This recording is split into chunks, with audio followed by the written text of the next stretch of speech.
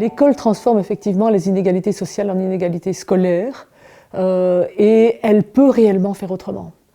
Et donc c'est ça l'enjeu, c'est comment est-ce qu'il faut la modifier pour arriver à ce qu'elle arrête de renforcer, de reproduire les inégalités, voire de les renforcer.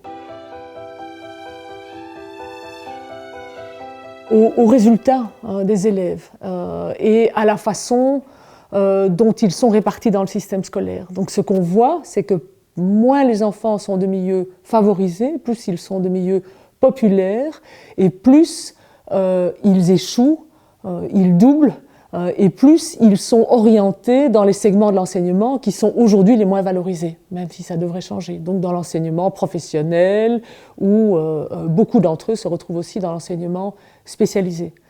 Et donc sortent de l'enseignement obligatoire avec de très petits savoirs, avec des connaissances de base, des connaissances en lecture, en écriture, en calcul extrêmement faibles. Et donc ça, c'est un vrai problème de société.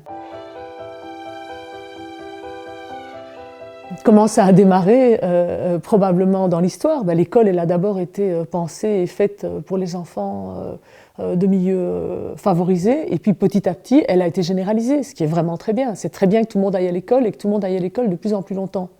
Mais il faut penser aussi qu'est-ce qu'il faut changer alors dans la façon d'enseigner si on veut réellement que non seulement tout le monde aille à l'école longtemps, mais que tout le monde y apprenne et y réussisse.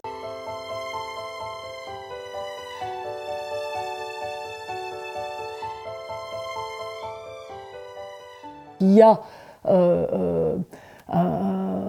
un processus qui est lancé depuis 4 ans maintenant, qui s'appelle le Pacte pour un enseignement d'excellence. Le nom n'est pas très heureux, mais l'ambition est intéressante.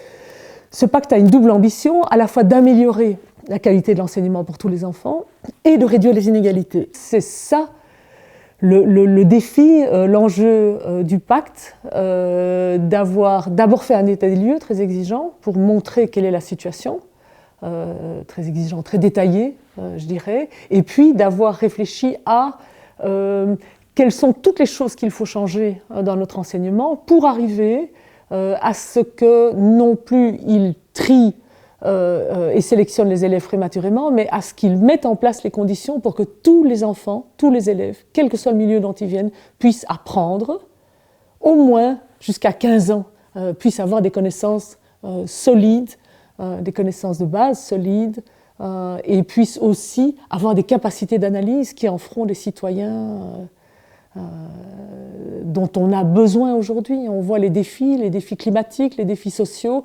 On a besoin de citoyens engagés qui comprennent ce qui se passe, qui sont capables de lire, qui sont capables de réfléchir, qui sont capables de décoder les médias. Et donc, les enfants qui sortent de l'enseignement aujourd'hui, pour bonne partie d'entre eux, n'en sont pas capables.